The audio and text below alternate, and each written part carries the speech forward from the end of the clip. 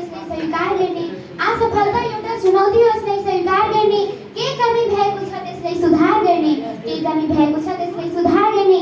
बिना योगदानको जय जयकार हुँदैन, बिना योगदानको जय जयकार हुँदैन।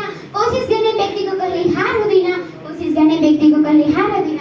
धन्यवाद यस कार्यक्रमका सञ्चालक ज्यू, शान्तिको आगदूत गौतम बुद्धको पवित्र स्थलमा हुन गइरहेको वक्तृत्व कला प्रतियोगिताका सभा अध्यक्ष महोदय, दूधको दूध पानीको पानी छुट्याउने निर्णायक मण्डलज्यू एवं यहाँ उपस्थित भएको पूजनीय अभिभावक गुरुवर र मेरा प्रिय साथी विद्यार्थी भाइ बहिनीहरू, म आमा माविका छात्र धरमशिला बरेका तर्फबाट सादर नमस्कार।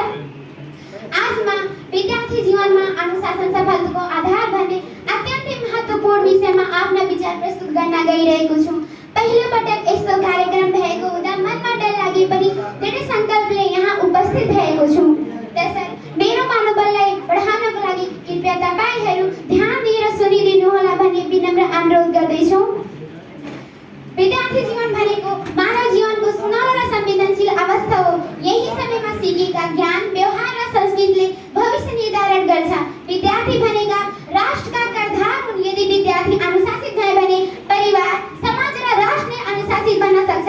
त्यसैले भनिन्छ, अनुशासन बिना जीवन दिशाहीन जहाज जस्तै हो, अनुशासन बिना जीवन दिशाहीन जहाज जस्तै हो। अनुशासन भनेको नियम, समय र जिम्मेवारीको पालना गर्नु हो। बिहान समयमा उठ्ने, नियमित विद्यालय जाने, समयमा गृहकार्य गर्ने, गुरुको आदर सम्मान गर्ने, राम्रो व्यवहार देखाउने र आफ्नो लक्ष्यप्रति इमानदार हुनु नै अनुशासन हो। आजका विद्यार्थीहरू मोबाइल, सामाजिक सञ्जाल र खराब सङ्गतका कारण आफ्ना लक्ष्यबाट टाढा हुँदै गएका छन्। समयको दुरुपयोगले तिनीहरूको अध्ययन मात्र होइन, भविष्य समेत कमजोर बन्न सक्छ। तर अनुशासित व्यक्तिले समयको सही सदुपयोग गर्छ, मेहनत गर्छ र आफ्ना उद्देश्य पनि पूरा गर्छ। इतिहास हेर्ने हो भने संसारका धेरै सफल व्यक्तिहरू अनुशासनकै कारण महान बनेका छन्। बिहान नियमित अभ्यास, मेहनत र आत्मविश्वास बिना सफलता सम्भव हुँदैन। एउटा सानो बिरुवालाई समयमै पालेर संरक्षण गरे मात्र ठुलो वृक्ष बन्न सक्छ।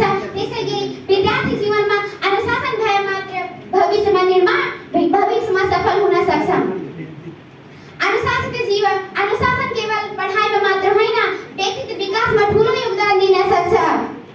अनुशासित व्यक्ति विनम्र, जिम्मेवार, आत्मविश्वासी र कर्तव्यनिष्ठ हुन्छन्। उसले समाजमा सम्मान पाउँछ र देश विकासमा योगदान दिन्छ। विद्यार्थी जीवनमा अनुशासन भएमा पढाइमा सफलता प्राप्त हुन्छ, चरित्र निर्माण हुन्छ, आत्मविश्वास बढ्छ, परिवार र समाजमा इज्जत प्राप्त हुन्छ र देश विकासमा योगदान दिन सक्छ। सभा अध्यक्ष महोदय, मानिसले भने अनुसार अनुशासन एउटा बन्धन हो जसमा हामी नचाहेको पनि बनेको हुन्छ। के यो कुरा सत्य रहेछ? मेरो विचारले यो कुरा असत्य रहेछ, किनभने अनुशासन एउटा बन्धन होइन, अनुशासन त एउटा सफलताको ढोका हो जसबाट हामी भविष्यमा सफलता प्राप्त गर्न सक्छौँ। सभा अध्यक्ष महोदय, आज हामीले सङ्कल्प गर्नुपर्छ, आज हामीले सङ्कल्प हुनुपर्छ गुरुको आदर गर्ने, समयको सदुपयोग गर्ने, राम्रो व्यवहार गर्ने, एकअर्काप्रति इमानदार हुने र समाजमा अनुशासित भई जीवन अपनाउने, किनकि आजको अनुशासनले भोलिको सफलता तय गर्छ। अन्तमा अनुशासनले व्यक्तिलाई महान बनाउँछ, महान व्यक्तिले राष्ट्र निर्माण गर्छन्। उदाहरणमा यही हो भने नेपालका प्रधानमन्त्री बालेन्द्र शाहलाई लिन सकिन्छ, किनभने नेपालमा त धेरै व्यक्ति पढेको हुन्छन्, तर यस्तो सुनौलो अवसर पाउन उहाँ मात्र किन पाएको होलान्? यसको मुख्य उद्देश्य के होला? यसको मुख्य उद्देश्य यही होला कि उहाँ आफ्नो जीवनमा अनुशासनको पालना गरेको थिए। अरू उदाहरणमा लिने हो भने शान्तिको आगदूत गौतम बुद्धलाई लिन सकिन्छ, पवित्र नारी सीता आमालाई लिन सकिन्छ, यहाँ उपस्थित भएको सम्पूर्ण पदाधिकारी ज्यूले लिन सकिन्छ। अनुशासन विद्यार्थीको गहना हो। विद्यार्थी जीवनमा यही गहनाको प्रयोग गरी भविष्यमा उत्कृष्ट हुन सक्छौँ। साथै